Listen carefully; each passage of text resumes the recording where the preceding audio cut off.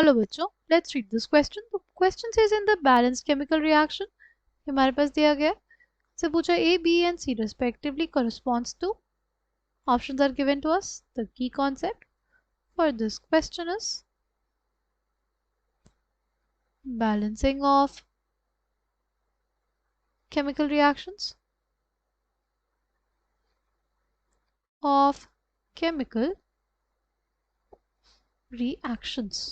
Okay, सबसे पहले हम लोग ये देख सकते हैं कि ये कैसी रिएक्शन है। ये डिस्प्रपोर्शनेशन रिएक्शन है। क्यों हम लोग कह रहे हैं ये डिस्प्रपोर्शनेशन रिएक्शन है? ये इस वजह से डिस्प्रपोर्शनेशन रिएक्शन है बिकॉज इसमें हमारे पास आयोडीन की दो ऑक्सीडेशन स्टेट्स है, राइट? इसमें आयोडीन की हमारे पास दो ऑक्सीडेशन स्टेट्स है। कौन कौन सी है? सी IO3 माइनस में हमारे पास आयोडीन की ऑक्सीडेशन स्टेट क्या हो जाएगी कि x plus 3 into minus 2 is equal to -1। x की वैल्यू कितनी? +5 आ जाएगी। यहाँ पे आयोडीन +5 ऑक्सीडेशन स्टेट में भी है और यहाँ पे वो -1 ऑक्सीडेशन स्टेट में भी है। दोनों से ही हमारे पास क्या बन रहा है? हमारे पास बन रहा है I2, जहाँ पे ये 0 ऑक्सीडेशन स्टेट में है, यानी इसी का क्या हुआ है? ऑक्सीडेशन हुआ है और इसी का क्या हुआ है? रिडक्शन हुआ है। ठीक, -1 से 0 गया होगा तो क्या हुआ होगा? ऑक्सीडेशन, और +5 से 0 गया होगा तो क्या हुआ होगा? रिडक्शन। ठीक, इस ऐसी रिएक्शन जिसमें एक ही एटम का रिडक्शन और ऑक्सीडेशन दोनों हुआ हो उन्हें हम लोग बोलते हैं डिस्प्रपोर्शनेशन रिएक्शन। ठीक, अगर इसको बैलेंस करना हो तो सिंपली देखो, हम लोग लिख लेते हैं अपनी ऑक्सीडेशन हाफ रिएक्शन। क्या है हमारी oxidation half reaction? Oxidation half reaction is basically 2I minus से हमारे पास I2 बना और 2 इलेक्ट्रॉन्स रिलीज हुए। ठीक, ये हो गई ऑक्सीडेशन हाफ रिएक्शन। अगर बात करते हैं हम लोग रिडक्शन हाफ रिएक्शन की तो वो क्या हो जाएगा? Reduction half reaction will be किसके बराबर? विल बी IO3 माइनस से हमारे पास बना I2। ठीक, फिर सबसे पहले आयोडीन एटम्स को बैलेंस किया, अब बैलेंस करेंगे हम लोग ऑक्सीजन एटम्स को। हमने ऑक्सीजन एटम्स को बैलेंस किया।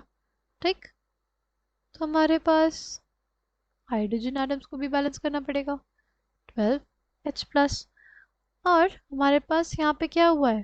रिडक्शन हुआ है। तो रिडक्शन में हमारे पास क्या होता है? पास यहाँ पे 10 इलेक्ट्रॉन्स इन्वॉल्व रहेंगे इसमें, क्योंकि हमारे पास आयोडीन किस ऑक्सीडेशन स्टेट में? +5 से वो किस ऑक्सीडेशन स्टेट में गया? 0 में गया। और दो आयोडीन एटम्स थे तो एक आयोडीन एटम के लिए +5, दूसरे के लिए +5, यानी टोटल 10 इलेक्ट्रॉन्स इन्वॉल्व हुए होंगे, इसीलिए यहाँ पे हमने 10 इलेक्ट्रॉन्स लिखा है। ठीक, ये हो गई ऑक्सीडेशन ऑफ रिएक्शन, ये हो गई रिडक्शन ऑफ रिएक्शन। जो हमारी ऑक्सीडेशन ऑफ रिएक्शन है उसको हम लोग 5 से मल्टीप्लाई कर दें तो क्या आ जाएगा हमारे पास? हमारे पास आ जाएगा 10 iodide ion gives us 5 iodine plus 10 electrons. और ये जो आया इसमें ऐड कर देते हैं हम लोग अपनी रिडक्शन हाफ रिएक्शन, तो हमारे पास क्या आ जाएगा?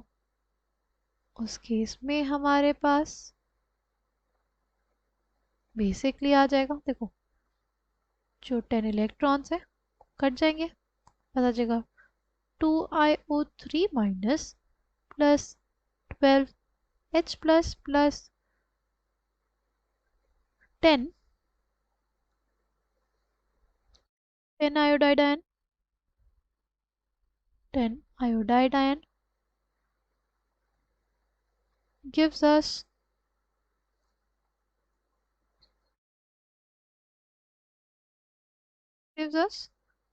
6 moles of iodine and 6 moles of water। ठीक, अब हमारे पास इसमें सारे टर्म्स में जो सारे स्टाइकोमेट्रिक कोफिशिएंट्स है उसमें 2 कॉमन है, इसलिए 2 से हम पूरी इक्वेशन को डिवाइड कर देंगे तो आ जाएगा हमारे पास क्या, कुछ ऐसी स्पीशीज, कुछ ऐसे रिएक्शन, राइट। और हर एक कंपोनेंट हमारे पास बैलेंस्ड होगा।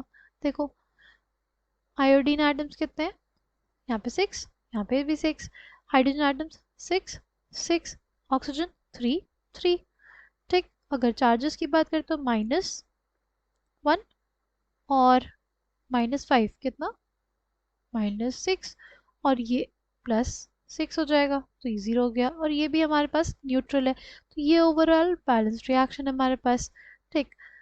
तो हमारे पास स्टाइकोमेट्रिक कोएफिशिएंट ए किसके बराबर है, ए हमारे पास बराबर हो जाएगा 5 के, बी हो जाएगा 6 के, सी हो जाएगा 3 के, और डी भी हो जाएगा 3 के, ठीक। तो ये किस में है, ऑप्शन ए में है, राइट।